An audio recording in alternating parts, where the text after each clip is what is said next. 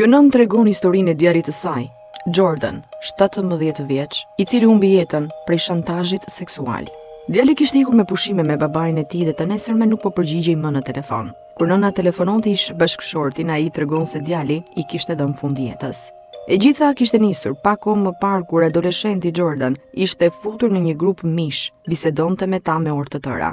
Pas pak kohësh, kur fituan besimin e tij, filluan të shkëmbenin foto, derisa erdhi momenti e kërcënuan që fotot e tij do të publikoheshin në të gjitha rrjetet sociale, duke e kërcënuar që ai t'i jepte atyre $1.000. Jordan nuk e kishte këtë shumë. Ai kishte mbledhur diku $300 dhe ja dërgoi atyre, por ata vazhduan ende me kërcënimet. Kur Jordan i tha, "Unë do t'jap fund jetës", ata i thanë, "Okej, bëje."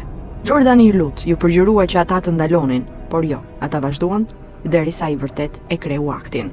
Si funksiononte skema? Pas të gjithë kësaj, shiheshin dy vëllezër nigerian. Ata krijonin llogari fallse në rrjetet sociale duke u shtirur si vajza të reja. Ata i mashtronin djemt dhe të rinjt që t'i dërgonin foto intime. Pas i merrnin fotot, fillonin shantazhin duke u kërkuar para. Ndryshe, do ju dërgonin familjarëve dhe miqve këto foto. Pjesë e kësaj skeme ishin dhe 5 amerikanë të cilët vepronin si pastrues parash për nigerianët dhe bënin ndërmjetësimin. Amerikanët banin rreth 20% shumës për vete, pjesën tjetër e konvertonin në Bitcoin dhe ja dërgonin prap nigerianëve. Personat janë arrestuar. Vëllezërit nigerian janë dënuar me 17.5 vite burg, ndërsa për amerikanët gjyqi është 24 prill.